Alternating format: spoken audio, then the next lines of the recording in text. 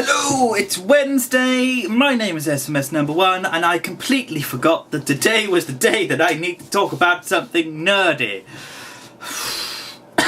No booze, run out of money, end of the month, rubbish, couple of days off, gonna be sitting inside doing nothing all day.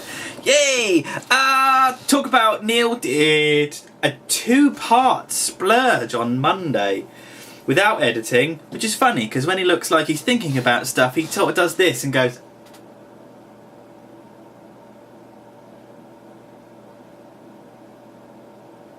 like he's asleep. Neil, wake up! The thing that actually turned me into being a nerd in the first place, much to his disgust these days, is actually my dad. Because my dad likes a bit of Star Trek. And the very first thing that ever actually... Let's think chronology. Yeah, I was only maybe 6. Yeah, I was 6 years old. 6 years old! When Dad took me to see one of those. My first nerdy experience was 79 or 80 when we went to see Star Trek the Motion Picture, which was, even to this day, one of the single greatest things that I've ever done. And I don't really remember any of it, but I know it's it has to have been a major influence in my life, because I'm still surrounded by starships. I've seen Star Trek the Motion Picture so many times. And this is massively way pre-Transformers. This is, I got... Transformers was 84. Star Trek the Motion Picture was either finished in 79 or 80. I think it was released late 79. And I went to see it then. And it just... It didn't have a profound effect on me at that moment. But it has had a profound effect on me ever since, because not just that specifically, although I am quite proud of her though, she turned out very well. I built this, it's very sexy. But the refit Enterprise, the scene at the beginning of Star Trek the Motion Picture where they've just had the refit from what was the TOS straight across to the nice swept pylons, and I'm not going to go into it too much. But you've got the bit in Space Dock with the big cage around the Enterprise, and you see all the lights come on one by one, which is why I'm going to build like £130 3-foot model of the Enterprise, because when I watch films, and this is odd because it once upon a time it was Star Wars, and Star Wars has now really taken a back seat to 2 other things. There's 3 things possibly. There's the first time Prime transforms in Transformers the movie, the first one, in the back alley with Megan Fox and Sam. Megan Fox's back alley. And when the Enterprise leaves Space Dock for the first time, Star Trek the Motion Picture. And what was the third one? Prime. Enterprise.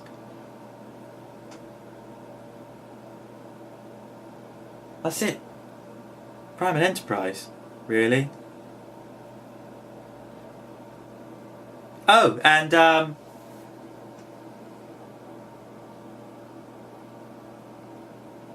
when Optimus Prime puts 2 hands together like that and goes smacks Megatron. Megatron goes and lands in a heap.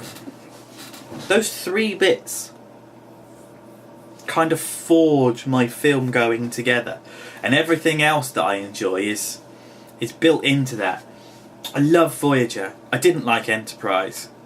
Deep Space Nine was a little too boggy at times, but mainly the stuff with the Klingons was amazing. The stuff with the Jem'Hadar was very good. It had Jeffrey Combs, who was Ratchet now in Prime. It had weaselly snake characters that were really cleverly written. It had Gul Dukat that was chivalrous in many ways and had this strange relationship with Major Kira that they kind of had a thing going on. They had a mutual respect for each other in that they were both really strong leaders and they were both archetypal of what they were looking for, but at the same time absolutely opposed to each other, absolutely vehemently despising of where the other one's situation came from. Everything that they were and everything that they stood for was wrong in each other's eyes, yet they still had this major interaction within the programme, and that was great. All the stuff with the Rio Grande, it was like massive scale Star Trek but down on a very local basis. I really liked that. Voyager has got the best 2-part episodes. It apart from the time paradox one where they went back in time and tried to dress in 80s civilian clothes, which is just disgusting, but a year of hell. I mean, it's just incredible. I'd love to see the ship that they blew up. Oh, so good. Voyager's brilliant. Next Generation had some amazing episodes. The last 2 episodes of Next Generation are brilliant. I'm not a fan of the Enterprise D. I never want to build one. It's got too many windows. The movies are really good. I really enjoyed Nemesis. Love Nemesis. Loads of people don't like Nemesis. The Wrath of Khan is absolutely fantastic. We've spoken about it before. We've actually had a conversation about what do you think is your favourite space battle. My favourite space battle is the battle at the end of Star Trek The Wrath of Khan in the Mutaran Nebula, where they talk about not just going like that and shooting at each other, but being on an XY axis and going up and down, and I love that. It's not better or worse than Transformers. It's just different because Transformers is a lot more. It's a lot more of my childhood popping out that I want to play with toys. It's only recently that I discovered the models thing that sort of I'm quite so tactile with Star Trek. But Star Trek's ideology is really, really nice. I like it. The problem with Transformers is that it works on the premise that the Transformers have done to their planet what we're doing to ours at the moment. It's like an 80s cry for help that look at what they've done to their planet, this is what we're on the road to, and they're just trying to highlight in a very sort of placid way that we need to think about it and make it better. Much like Doctor Who used to do, and start. I mean, early days with Uhura and stuff like that. I mean, Whoopi Goldberg would never have been in anything, to be fair, if it hadn't have been for Uhura. Whoopi Goldberg actually said, "I would like to be in Star Trek: The Next Generation."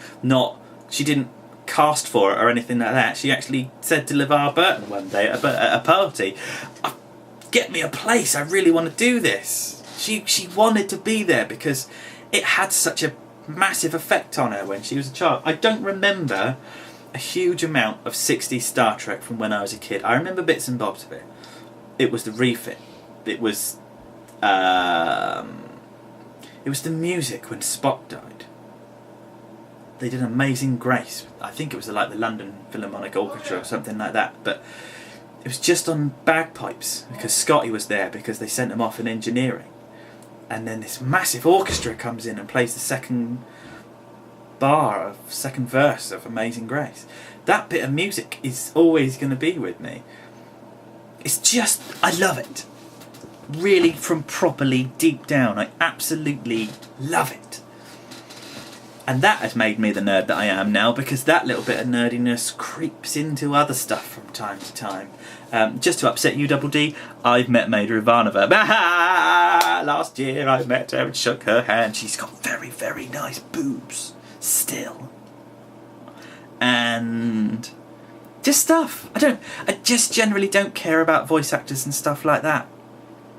I think it detracts from the mind's eye vision that I've got of stuff.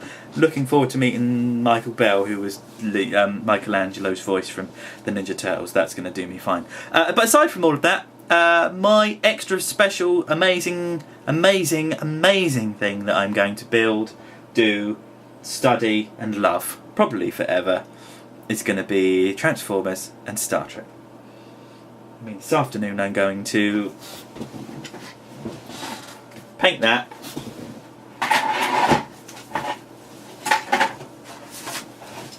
And repaint that. And yes, I've got to. Why? Because these were made in the 80s. This is history. I'm building a piece of history. And on that note, I will talk to you next Wednesday.